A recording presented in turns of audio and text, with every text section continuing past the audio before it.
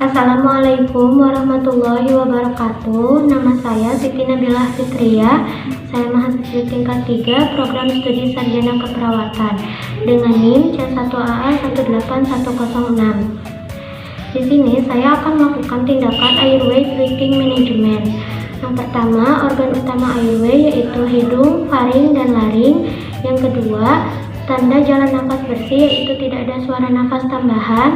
Yang ketiga, organ utama breathing yaitu toraks atau dada. Yang keempat, gangguan breathing. Yang pertama, penarikan dinding dada, pernafasan kuping hidung, nafas cepat atau lambat, dan sianosis. Yang terakhir, tanda dan fungsi ventilasi dan breathing yang adekuat. Yang pertama, tidak ada sianosis. Yang kedua, tidak ada apne.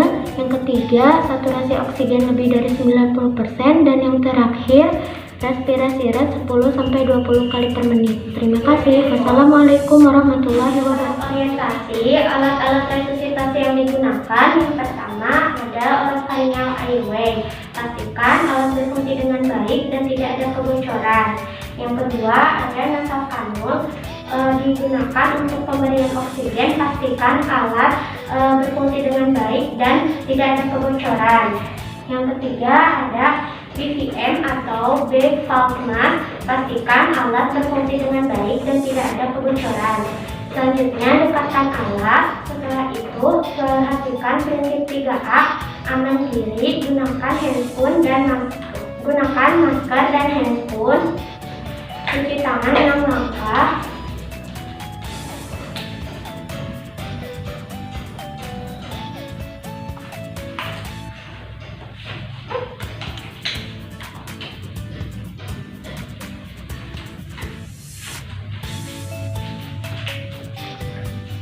Setelah itu, aman pasien, jauhkan pasien dari lingkungan yang berbahaya. Dan yang ketiga, aman lingkungan.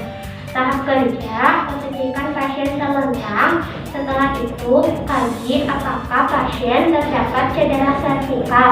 Pasien terdapat cedera servikal, kemudian pasang nekolar di leher pasien secara hati-hati dan perlahan.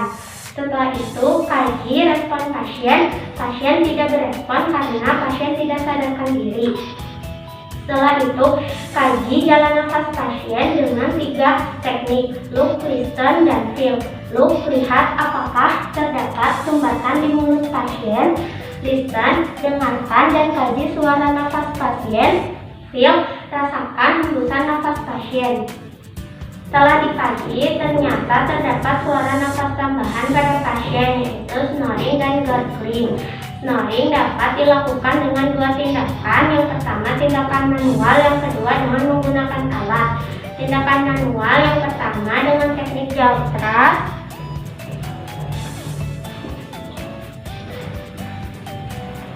Seperti ini, diangkat secara perlahan. Yang kedua, dengan teknik head pinching lips. Seperti ini. Setelah itu, dengan menggunakan alat, yaitu menggunakan oropharyngeal airway. Oropharyngeal airway, ujung oropharyngeal airway didekatkan ke ujung mulut pasien, kemudian diputar secara perlahan 180 derajat. Yang kedua, dengan menggunakan oropharyngeal airway dan closed sputtle bagi pasien yang tidak bisa membuka mulutnya. Yang pertama, masukkan closed sputtle secara perlahan dan masukkan oropharyngeal airway, kemudian putar 180 derajat seperti ini. Nafas tambahan gurgling dapat dilakukan tindakan suction. Yang pertama, pastikan mesin suction berfungsi dengan baik.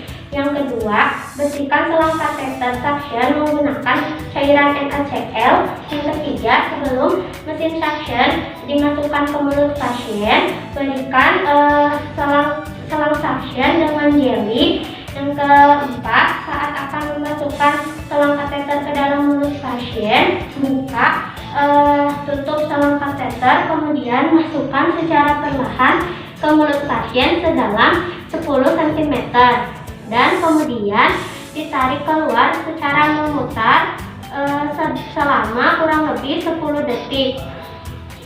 Setelah itu kaji apakah masih terdapat lendir atau tidak. Jika masih terdapat lendir, suction bisa diulangi. Jika tidak ada lendir, maka suction dihentikan. Setelah itu bersihkan selang kateter suction kembali dengan cairan NaCl. Kaji breathing pasien menggunakan 3 teknik. Yang pertama, look, listen, and feel. Look, lihat apakah dada pasien simetris atau tidak. Yang kedua, listen, dengarkan nafas pasien. Yang ketiga, feel, rasakan gerakan dada pasien.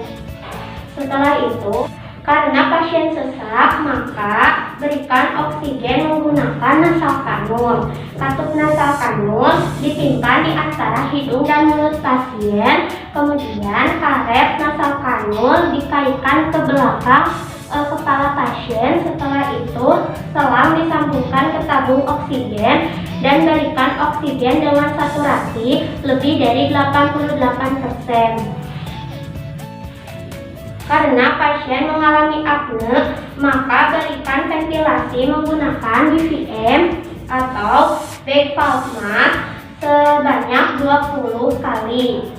Pertama, 1.000, 2.000, 3.000, 4.000, 5.000. 2, 1.000, 2.000, 3.000, 4.000, 5.000. 3, 1.000, 2.000, 3.000, 4.000, 5.000.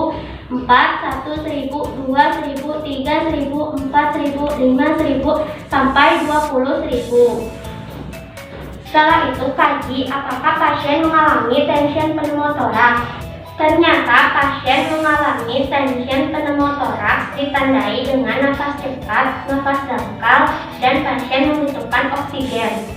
Cara untuk mengatasi tension pneumotoraks yaitu dengan cara needle thoracocentesis menggunakan Abo-Cat nomor 14. Caranya yang pertama, cari ICS kedua di mid clavicular pasien. Kemudian, tusukkan Abo-Cat di antara ICS 2 dan 3 di mid clavicular.